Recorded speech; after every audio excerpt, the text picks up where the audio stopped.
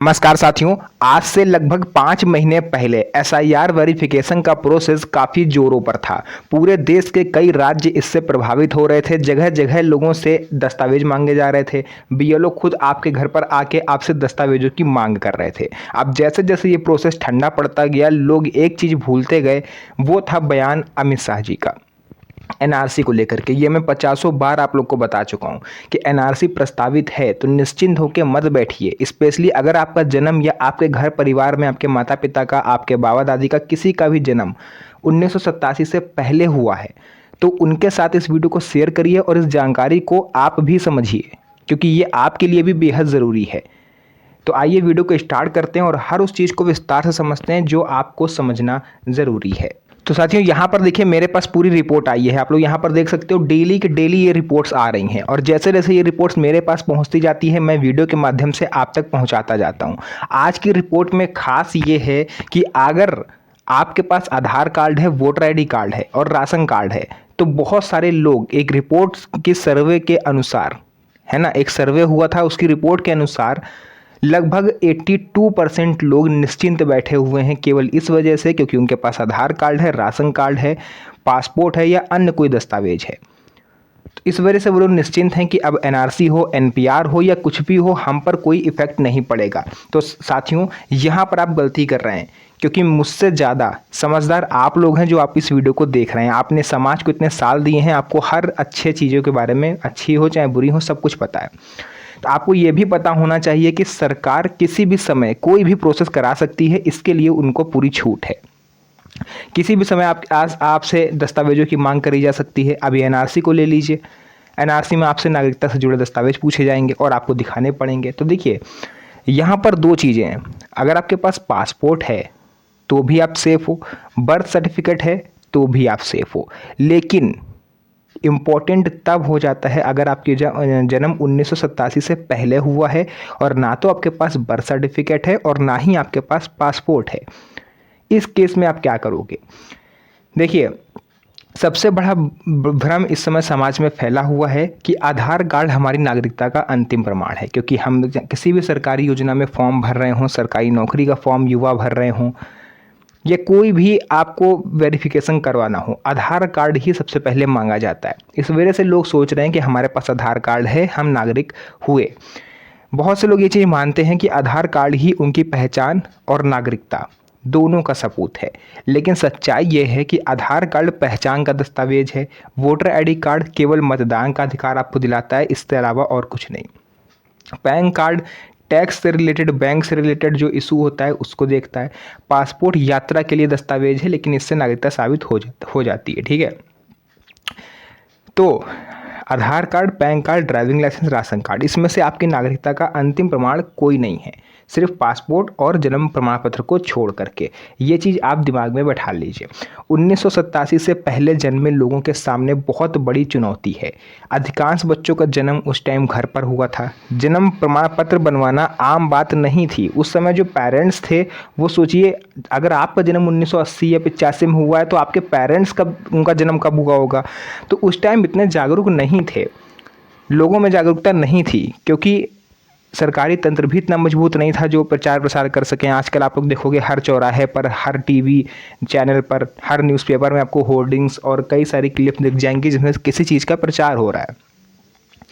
SIR का देखिए कितने बड़े स्तर पर प्रचार हुआ, चाहे टीवी हो आपका, आप यूट्यूब हो, कोई भी प्लेटफॉर्म हो, न्यूज़पेपर हो, हर जगह आपको सुनाई दिया, तभी आप एसआईआर वेरिफिकेशन में हिस्सा ले पाए। सोच के देखिए, अगर यही 1980 या 85 में एसआईआर हुआ होता तो क्या इतने सारे लोग भाग ले पाते? बिल्कुल नहीं ले पाते, क्योंकि उन तक ये जानकारी पहुंचती नहीं। और तो और छोड़िए भाई साहब, बीएलओ अगर घर पे पहुंच जाते और दस्तावेजों की मांग करते ना तो लोग उसको भगा देते कि तुम होते कौन दस्तावेज मांगने वाले, क्योंकि जानकारी नहीं है लोगों को कि एक सरकारी प्रोसेस है। किन दस्तावेजों को सुरक्षित रखना है आपको, पहले आप इसको समझिए। स्कूल रिकॉर्ड, एडमिशन आपने करवाया होगा उसकी रजिस्टर की प्रति मिल जाएगी, क्योंकि कई सारे सरकारी स्कूल ऐसे होते हैं, अगर आपने बचपन में सरकारी स्कूल में पढ़ाई करी है तो 40 से 50 साल, 60 साल पुराना रिकॉर्ड आपको स्कूलों में मिल जाता है। तो अगर आपका किसी भी स्कूल में आपने पढ़ाई करी है इंटर क्लास तक या हाई स्कूल तक, तो उसका आपको रजिस्ट्रेशन मिल जाएगा। आपके स्कूल में जाओगे वहाँ पर आपको उसका रिकॉर्ड मिल जाएगा। टीसी वगैरह अगर आपके पास है, हाई स्कूल की मार्कशीट अगर आपके पास है, तो मतलब कोई भी दस्तावेज अगर आपको पुराने से पुराना मिल रहा है 1987 से पहले का, तो आपको रखना है। ग्राम पंचायत या नगर पालिका का रिकॉर्ड आप निकलवा सकते हो, जहां परिवार रजिस्ट्री की नकल, वंशावली प्रमाण पत्र भी चलेगा। जमीन जायदाद के दस्तावेज जैसे खतौनी हो गया, खसरा रिकॉर्ड, पुरानी रजिस्ट्री, विरासत संबंधी दस्तावेज अगर आपके पास हैं, आपके दादा परदादा के नाम की ज़मीन रही हो, मकान रहा हो, उनसे आपने ट्रांसफ़र करवा लिया, तो ये ट्रांसफ़र सर्टिफिकेट भी एक वैलिड प्रूफ की तरह वर्क करता है। तो इनमें से कोई ना कोई डॉक्यूमेंट आपके पास होना ज़रूरी है। 5 दस्तावेजों में अगर आप ये गलतियाँ कर रहे हो, यानी जो अक्सर लोग गलतियां कर देते हैं उनको ध्यान से समझिए।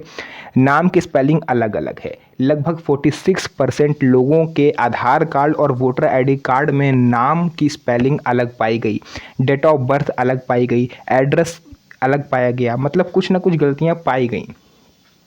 माननीय सुप्रीम कोर्ट ने भी ये चीज़ कही थी कि अगर किसी पहचान संबंधी दस्तावेजों में कोई त्रुटि पाई जाती है, चाहे एक अक्षर मात्र की क्यों ना हो, तो इसका खामियाजा आपको भुगतना पड़ेगा। इसलिए अभी समय है, आप इसमें करेक्शन करवा लीजिए।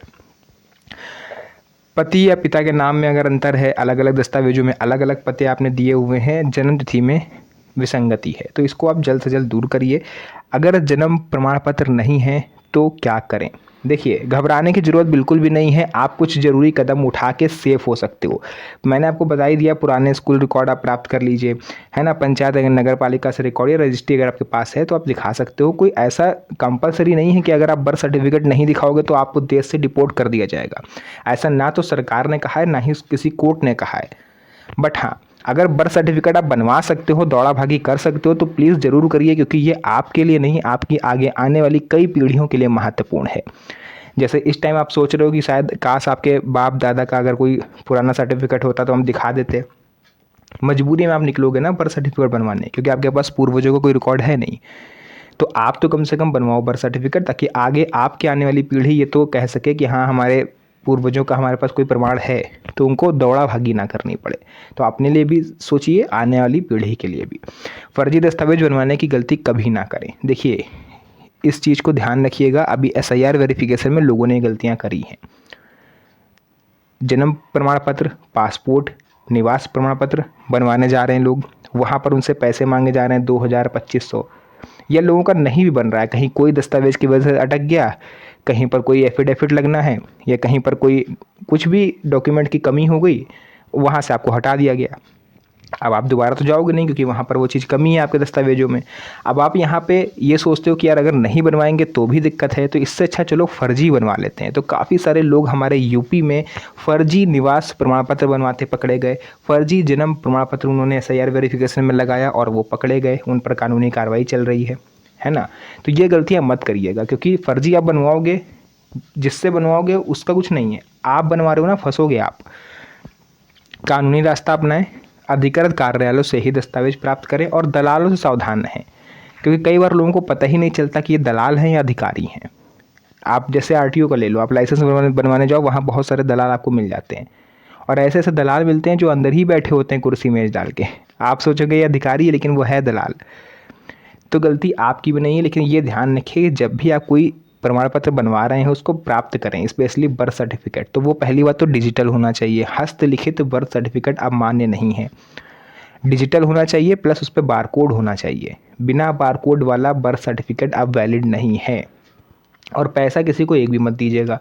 जो सरकारी फीस है 100 50 150 वही दीजिएगा, इसके अलावा 1 रुपया नहीं देना।